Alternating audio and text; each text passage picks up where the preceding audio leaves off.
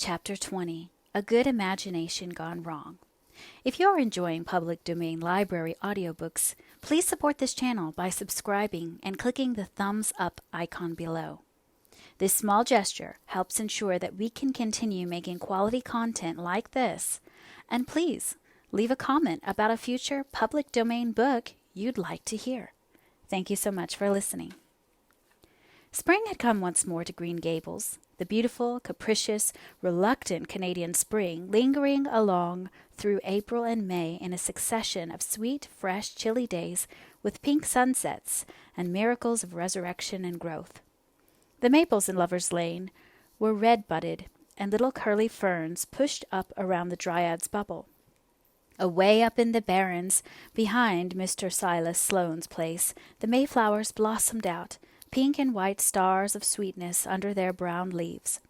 All the schoolgirls and boys had one golden afternoon gathering them, coming home in the clear, echoing twilight with arms and baskets full of flowery spoil. "I'm so sorry for people who live in lands where there are no mayflowers," said Anne. "Diana says perhaps they have something better, but there couldn't be anything better than mayflowers, could there, Marilla? And Diana says if they don't know what they are like, they don't miss them. But I think that is the saddest thing of all. I think it would be tragic, Marilla, not to know what mayflowers are like, and not to miss them. Do you know what I think mayflowers are, Marilla? I think they must be the souls of the flowers that died last summer, and this is their heaven.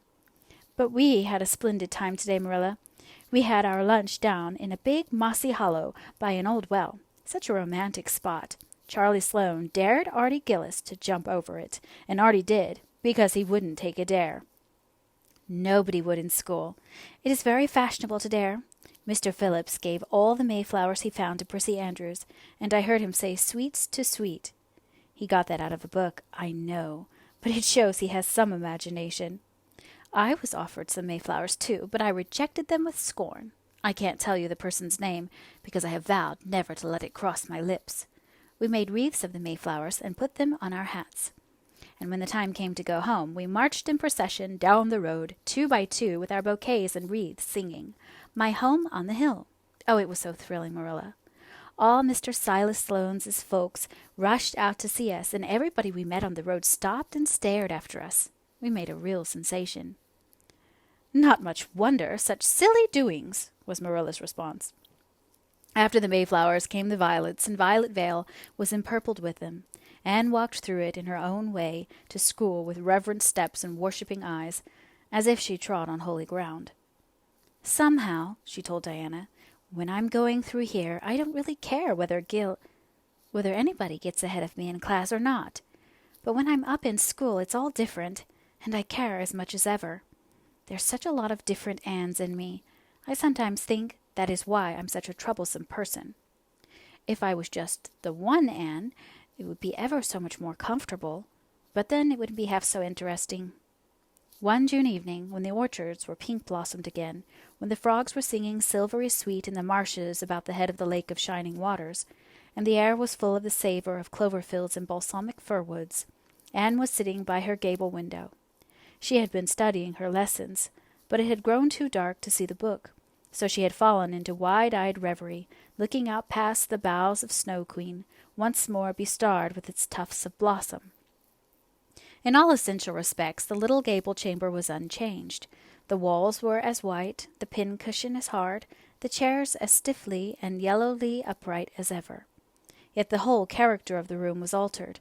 It was full of a new vital, pulsing personality that seemed to pervade it, and to be quite independent of schoolgirl books and dresses and ribbons, and even of the cracked blue jug full of apple blossoms on the table. It was as if all the dreams, sleeping and waking, of its vivid occupant had taken a visible, although immaterial form, and had tapestried the bare room with splendid filmy tissues of rainbow and moonshine. Presently Marilla came briskly in with some of Anne's freshly ironed school aprons. She hung them over a chair and sat down with a short sigh. She had had one of her headaches that afternoon, and although the pain had gone, she felt weak and tuckered out, as she expressed it. Anne looked at her with eyes limpid with sympathy. "I do truly wish I could have had the headache in your place, Marilla. I would have endured it joyfully for your sake." I guess you did your part in attending to the work and letting me rest, said Marilla. You seem to have got on fairly well and made fewer mistakes than usual. Of course, it wasn't exactly necessary to starch Matthew's handkerchiefs. And most people, when they put a pie in the oven to warm up for dinner, take it out and eat it when it gets hot, instead of leaving it to be burned to a crisp. But that doesn't seem to be your way, evidently.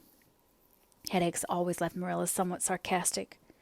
Oh, I'm so sorry, said Anne penitently. I never thought about that pie from the moment I put it in the oven till now, although I felt instinctively that there was something missing on the dinner table. I was firmly resolved, when you left me in charge this morning, not to imagine anything, but keep my thoughts on facts. I did pretty well until I put the pie in, and then an irresistible temptation came to me to imagine I was an enchanted princess shut up in a lonely tower with a handsome knight riding to my rescue on a coal black steed. So that is how I came to forget the pie. I didn't know I starched the handkerchiefs. All the time I was ironing, I was trying to think of a name for a new island Diana and I have discovered up the brook. It is the most ravishing spot, Marilla. There are 2 maple trees on it, and the brook flows right around it. At last it struck me that it would be splendid to call it Victoria Island, because we found it on the Queen's birthday. Both Diana and I are very loyal. But I'm very sorry about that pie and the handkerchiefs. I wanted to be extra good today because it's an anniversary. Do you remember what happened this day last year, Marilla? No, I can't think of anything special. Oh, Marilla, it was the day I came to Green Gables. I shall never forget it. It was the turning point in my life. Of course, it wouldn't seem so important to you. I've been here for a year, and I've been so happy. Of course, I've had my troubles, but one can live down troubles. Are you sorry you kept me, Marilla? No, I can't say I'm sorry, said Marilla, who sometimes wondered how she could have lived before Anne came to Green Gables. No, not exactly sorry. If you've finished your lessons, Anne, I want you to run over and ask Mrs. Barry if she'll lend me Diana's apron pattern. Oh, it's too dark, cried Anne. Too dark? Why, it's only twilight, and goodness knows you've got over often enough after dark. I'll go over early in the morning, said Anne eagerly. I'll get up at sunrise and go over, Marilla. What has got into your head now, Anne Shirley? I want that pattern to cut out your new apron this evening. Go at once and be smart, too. I'll have to go around by the road, then, said Anne, taking up her hat reluctantly. Go by the road and waste half an hour? I'd like to catch you. I can't go through the haunted wood, Marilla, cried Anne desperately. Marilla stared. The haunted wood? Are you crazy? What under the canopy is the haunted wood? The spruce wood over the brook, said Anne in a whisper. Fiddlesticks! There is no such thing as a haunted wood anywhere. Who has been telling you such stuff? Nobody, confessed Anne. Diana and I just imagined the wood was haunted. All the places around here are so commonplace. We just got this up for our own amusement. We began it in April. A haunted wood is so very romantic, Marilla. We chose the spruce grove because it's so gloomy. Oh, we have imagined the most harrowing things. There's a white lady walks along the brook just about this time of the night and wrings her hands and utters wailing cries. She appears when there is to be a death in the family, and the ghost of a little murdered child haunts the corner up by Idlewild. It creeps up behind you and lays its cold fingers on your hand. So. Oh, Marilla, it gives me a shudder to think of it. And there's a headless man stalks up and down the path, and skeletons glower at you between the boughs. Oh, Marilla, I wouldn't go through the haunted wood after dark now for anything. I'd be sure that white things would reach out from behind the trees and grab me. Did ever anyone hear the like? Ejaculated Marilla, who had listened in dumb amazement. Anne Shirley, do you mean to tell me you believe all that wicked nonsense of your own imagination? Not believe exactly, faltered Anne. At least, I don't believe it in daylight, but after dark, Marilla, it's different. That is when ghosts walk. There are no such things as ghosts, Anne. Oh, but there are, Marilla, cried Anne eagerly. I know people who have seen them, and they are respectable people. Charlie Sloane says that his grandmother saw his grandfather driving home the cows one night after he'd been buried for a year. You know Charlie Sloane's grandmother wouldn't tell a story for anything. She's a very religious woman. And Mrs. Thomas's father was pursued home one night by a lamb of fire with its head cut off hanging by a strip of skin. He said he knew it was the spirit of his brother and that it was a warning he would die within 9 days. He didn't, But he died 2 years after, so you see it really was true. And Ruby Gillis says—" "Anne Shirley," interrupted Marilla firmly, "I never want to hear you talking in this fashion again. I've had my doubts about that imagination of yours right along, and if this is going to be the outcome of it, I won't countenance any such doings.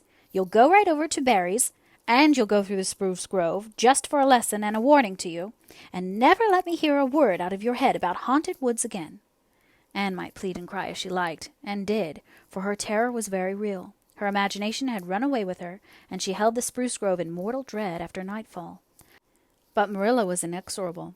She marched the shrinking ghost seer down to the spring and ordered her to proceed straightway over the bridge and into the dusky retreats of wailing ladies and headless specters beyond. "Oh, Marilla, how can you be so cruel?" sobbed Anne. "What would you feel like if a white thing did snatch me up and carry me off?" "I'll risk it," said Marilla unfeelingly. "You know I always mean what I say. I'll cure you of imagining ghosts into places. March. Now." Anne marched. That is, she stumbled over the bridge and went shuddering up the horrible dim path beyond, and never forgot that walk. Bitterly did she repent the license she had given to her imagination. The goblins of her fancy lurked in every shadow about her, reaching out their cold, fleshless hands to grasp at the terrified small girl who had called them into being. A white strip of birch bark, blowing up from the hollow over the brown floor of the grove, made her heart stand still. The long-drawn wail of two old beaux, rubbing against each other, brought out the perspiration and beads in her forehead. The swoop of bats in the darkness over her was as the wings of unearthly creatures. When she reached Mr. William Bell's field, she fled across it as if pursued by an army of white things, and arrived at the Barry kitchen door so out of breath that she could hardly gasp out her request for the apron pattern. Diana was away, so that she had no excuse to linger. The dreadful return journey had to be faced. Anne went back over it with shut eyes, preferring to take the risk of dashing her brains out among the boughs to that of seeing a white thing.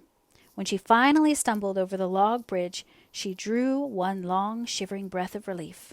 "Well, so nothing caught you?" said Marilla unsympathetically. "Oh, Marilla," chattered Anne, "I'll be contented with commonplace things after this.